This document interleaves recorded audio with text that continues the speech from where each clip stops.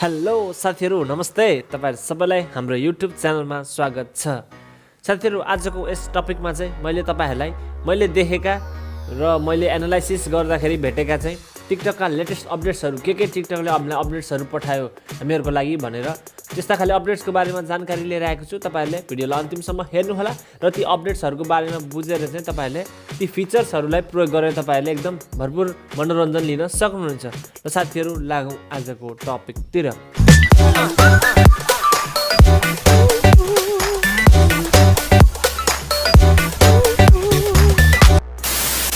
र साथीहरू सर्वप्रथम तपाईहरु टिकटक एप्लिकेसन खोल्नुस्।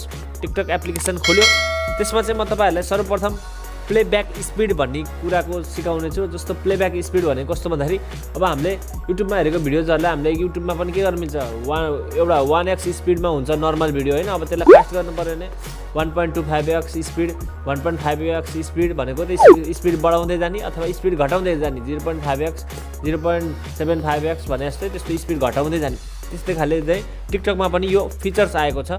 जस्तो म तपाईहरुलाई अब म देखाउन चाहन्छु। ल हेर्नुस् यो भिडियो भयो। अब यो भिडियोमा हामीले प्लेब्याक स्पिड अब यसलाई हामीले स्पिड छिटो बढाएर हेर्नु पर्यो भने चाहिँ जस्ट सुन्नुस् म तपाईहरुलाई साउन्ड सहित म यहाँ बजाउने छु पक्नु होला।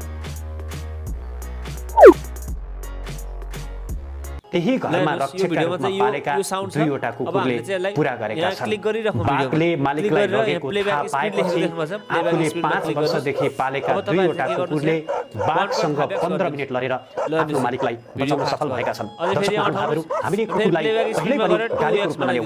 टाढैदेखि पनि गाली हान्ने लात्ताले हान्ने र मानिसले गल्ती गरे दर्शक महानुभावहरू गरिसकेको मालिकलाई पालेका दुईवटा कुकुरले बाघबाट बचाए। भगवानले गर्न नसकेको काम आज त्यही घरमा रक्षकका रूपमा पालेका दुईवटा कुकुरले पूरा गरेका छन्। बाघले मालिकलाई लगेको पाएपछि हो यो चाहिँ प्लेब्याक स्पिड घटाउने बढाउने गर्न मिल्यो। दुईवटा कुकुर अब ल सब तपाईहरुलाई अर्को म सिकाउँछु रिपोस्ट रिपोस्ट ट्याब भनेको चाहिँ कस्तो भन्दाखेरि तपाईहरु चाहिँ आफ्नो प्रोफाइलमा जानुस्। प्रोफाइलमा गएर चाहिँ तपाईहरुले कुनै भिडियो मन परे रिपोस्ट गर्नु भने तपाईहरुलाई यो दुईटा एरोको चिन्ह छ नि हो यसमा क्लिक गरेपछि रिपोस्ट ट्याबमा आउँछ। नो भिडियो रिपोस्टेड भने जस्ट म तपाईहरुलाई एउटा रिपोस्ट गरेर देखाउँछु। एक हिसाबले यही भिडियोमा रिपोस्ट गरे यहाँ गएर रिपोस्टमा क्लिक गर्दैछि।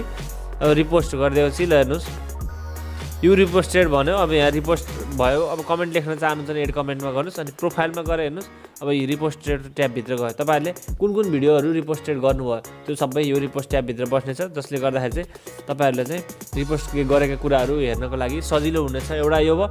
अब अर्को चाहिँ तपाईहरुलाई चाहिँ म देखाउने छु। ल अर्को हेर्नुस् क्लियर मोड भनेको पक्नुस् तपाईहरुको यो भिडियोमा भन्नुस्। यो भिडियोमा यस्तो धेरै कुराहरु राम्रो भिडियो रहन्छ। अब जस्तो ल हेर्नुस् यो भिडियोमा धेरै ह्याशट्यागहरु लेखिरहेछ यो यस्तै नामहरु डिस्टर्ब गरिन्छ नि तपाईले हटाउन लागि त्यसमा क्लिक गरेर यहाँ क्लियर मोड लेखेको छ त्यसमा क्लिक गर्नुपर्ने छ। अझै यो इयरफोन जोडेको केसमा चाहिँ यो क्लियर मोड स्क्रिन रेकर्डिङ गरेको बेला चाहिँ यो क्लियर मोडमा चाहिँ क्लिक भएन। स्क्रिन रेकर्ड नगरेको केसमा चाहिँ तपाईहरुले चाहिँ भिडियो हेर्दाखेरि चाहिँ त्यहाँ प्रेस एन्ड होल्ड गरिराख्नुस् अनि क्लियर मोड भनेर आएको हुन्छ त्यसमा क्लिक गर्नुस्। क्लियर मोड गरेपछि यो लेखेको कुराहरु सबै हट्नेछ अनि हटेपछि एकदम क्लियर भिडियो मात्र देखिनेछ। र त्यो क्लियर मोड हटाउनको लागि फेरि तपाईहरु त्यही होल्ड गरेर अनि एक्जिस्ट क्लियर मोड लेखेको हुन्छ अथवा यहाँ थिम चाहिँ एउटा मोबाइलको चित्रमा इन्टु लेखेको हुन्छ त्यसमा क्लिक गरेपछि त्यो क्लियर मोड पनि हट्नेछ। एउटा क्लियर मोड पनि सक्यो। अब अर्को छ क्रिएट स्टिकर भनेको जस्तो तपाईहरुलाई देखाउँछु म प्रोफाइलमा जानुस् अनि प्रोफाइलमा गएर यहाँ हेर्नुस् यहाँ चाहिँ यसरी स्टिकर क्रिएट गर्न मिल्छ। स्टिकर भनेको यस्तो यो मैले चाहिँ मेरो भिडियोबाट स्टिकर बनाएँ। अब यस्तो खालको स्टिकर कसरी बनाउने तपाईहरुलाई लाग्ला त्यसको लागि चाहिँ सर्वप्रथम तपाईहरु आफ्नो प्रोफाइलमा जानुस्। आफ्नो भिडियोको गर्नुपर्छ अरूको हुँदैन। जस्ट मैले यसमा देखाएँ यो भिडियोमा भयो।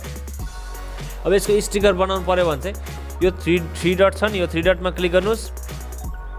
अब यसलाई तलपट्टिको भागले यसरी स्लाइड गर्दै जानुस्। क्रिएट स्टिकर लेखेको देख्नु भएको छ यो क्रिएट स्टिकरमा क्लिक गर्नुस्। क्रिएट स्टिकर लेखेपछि अब तपाईहरुलाई कति भिडियोको कुन चाहिँ पार्टको स्टिकर बनाउनु परेछ। अब अगाडिको पार्टको परेछ भने यसरी खोज्नुस् हैन अलिकति पछाडी पार्टको तपाईले खोजेको भागको छ कि छैन। ल मलाई यो भागको चाहियो भने ल यति भयो सिलेक्ट गरे। अब तपाईलाई छोटो चाहिएन भने यसरी सानो बनाउनुस् अथवा हैन 2.5 सेकेन्डसम्मको हुन्छ त्यहाँ त्यति नै बनाउँछु भन्न चाहनुहुन्छ भने यति नै छोडिदिनु। अब क्रप गर्नुस् यदि तपाईँ क्रप गर्न चाहनुहुन्छ भिडियोमा कुनै भनौँ न अलि माथिको पार्ट यसरी माथिको पार्ट निकाल्नु छ कि स्टिकर बनाउँदा तलको पार्ट निकाल्नु छ कि अब के निकाल्नु छ बिचकै निकाल्नु छ भने यसरी गर्न सक्नुहुन्छ। होइन रेसियो मेन्टेन गर्न सक्नुहुन्छ भने यसैले रेसियो दिनेछ। ल हेर्नुहोस् ल ठिक छ मैले 1:1 मै गरेर छोड्दिएँ यतिकै अनि यसलाई तपाईहरुले आफ्नो इच्छा अनुसारको बनाएर यसरी सेभ गर्नुस् अनि यसरी नेक्स्ट गर्दिनुस् क्रिएटिङ स्टिकर भन्दै छ ल हेर्नुस् अब यस्तो खाली स्टिकर पर्छ अब एड टु स्टिकर स्टोर भन्यो र क्रिएट स्टिकर भन्यो नि यसलाई अन गर्नुस् र यसरी क्रिएट स्टिकर गरिदिनुस् क्रिएट स्टिकर गर्छि अब लोडिङ भयो अब तपाईहरुको ठ्याक्क अहिले तपाईले यहाँ जे देखिनुहुन्छ नि हेर्नुस् यही स्टिकर बनेर बस्यो अब तपाईहरु चाहिँ यसलाई डाइरेक्ट साथीहरुलाई पनि सेन्ड गर्न सक्नुहुन्छ सेन्ड टु फ्रेन्ड्समा गएर तपाईहरुले साथीहरुलाई पनि सेन्ड गर्न सक्नुहुन्छ होइन यतिकै डन गरेर राख्छु प्रोफाइलमा भन्नुहुन्छ भने हेर्नुस् अब तपाईको प्रोफाइल भित्र गएको पछि स्टिकर सेक्सन भित्र अघि एउटा मात्र थियो हैन अहिले के भयो दुईटा स्टिकर भयो अब तपाईको प्रोफाइल भिजिट गर्न आउने मान्छेले यो स्टिकर पनि देख्छ अब यो स्टिकरमा भयो अब तपाईले यो स्टिकरलाई साथीहरुलाई पठाउन मन लाग्यो भने चाहिँ सेन्ड टु फ्रेन्ड्समा क्लिक गरिदिएपछि अब यसरी तपाईले साथीहरुलाई रोजेर पनि पठाउन सक्नुहुन्छ हैन यो स्टिकरको ओरिजिनल भिडियो म हेर्न चाहन्छु कस्तो भिडियोको म कुन भिडियोको मैले स्टिकर बनाएको छु भनेर बुझ्न चाहनुहुन्छ भने भ्यू ओरिजिनल भिडियोमा क्लिक गर्नुस् ल हेर्नुस् यो भिडियोको मैले स्टिकर बनाएको ल ओरिजिनल भिडियो पनि हेर्न मिल्यो स्टिकरबाट अनि hide from profile and store प्रोफाइलबाट हाइड गर्नु पर्यो अरूलाई देखाउन मन लागेन देखाउँदिन भन्ने जस्तो लाग्यो भने तपाईले hide from profile and store गरेपछि अब यो हाइड भयो त्यो तपाईको प्रोफाइल भिजिट गर्ने मान्छेहरूले देख्दैनन् मात्र तपाईहरुले देख्नुहुन्छ र त्यसलाई फेरि ब्याक ल्याउनु पर्यो भने चाहिँ त्यही क्लिक गरेर एड टु स्टोर गरेपछि आउँछ अब तपाईले डिलिट गर्न मन लाग्यो भने डिलिटमा क्लिक गरेपछि यो अब डिलिटमा क्लिक गरिदिएपछि यो स्टिकरको हुन्छ डिलिट हुनेछ र तपाईको अब यही आफ्नोबाट पनि जानेछ यो चाहिँ एकदम जस्तो स्टिकरहरू बनाउनको लागि एकदम उपयोगी फिचर्स हो यो मलाई मन पर्यो फिचर्स तपाईहरुले प्रयोग गर्नुस् बनाउनुस् कस्तो लाग्छ अनि अर्को चाहिँ भिडियो साउन्ड कपिराइट चेक भन्ने छ भिडियो साउन्ड कपिराइट चेक भनेको चाहिँ जस्तो तपाईहरु आफ्नो अब भिडियो हाल्दै हुन्छ त्यसमा कपिराइट लाग्छ कि लाग्दैन भनेको चेक गर्न चाहनुहुन्छ भने तपाईहरु क्रिएटर्स टुल्स भित्र जानुस् क्रिएटर्स टुल्स भित्र गएर तल जान लास्टमा जानुस् भिडियो साउन्ड कपिराइट चेक छ यसलाई अफ भएको हुन सक्छ यसलाई यसरी अन गर्नु अन गरिदिएपछि तपाईहरुको भिडियो पोस्ट हुनुभन्दा अगाडि चाहिँ टिकटकले चाहिँ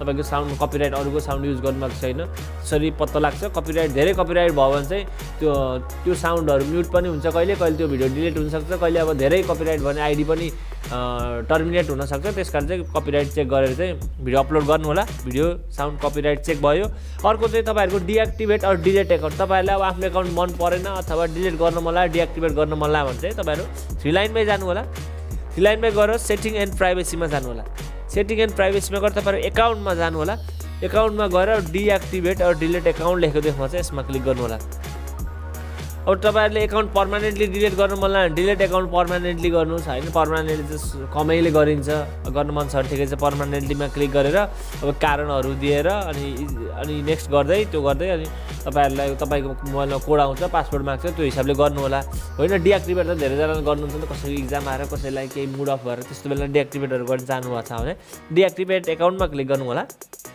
अनि डिएक्टिभेटमा क्लिक गर्नु होला डिएक्टिभेटमा क्लिक गर्छ अब यसले कोड हान भन्छ अब तपाईको मोबाइलमा यसले कोड पठाइदिएको हुन्छ भेरिफिकेसन कोड त्यो भेरिफिकेसन कोड तपाईको मोबाइलमा आउँछ अनि तपाईले त्यहाँ कोड राख्नु पर्ने छ जस्तो मेरोमा आइसकेको छ भेरिफिकेसन कोड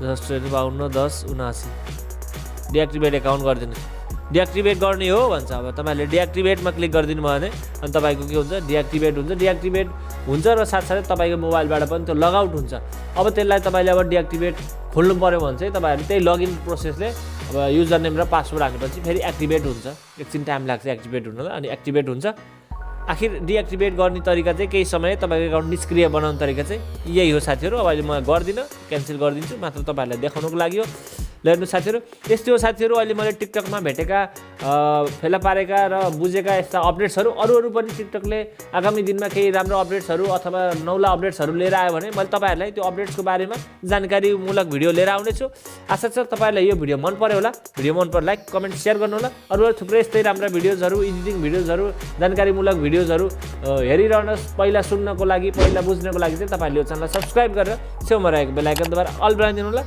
यति भन्दै तपाईहरुको सामबाट आजको दिनलाई बिदा लिन चाहन्छु हस्त नमस्कार शुभ दिन जय होस् जय नेपाल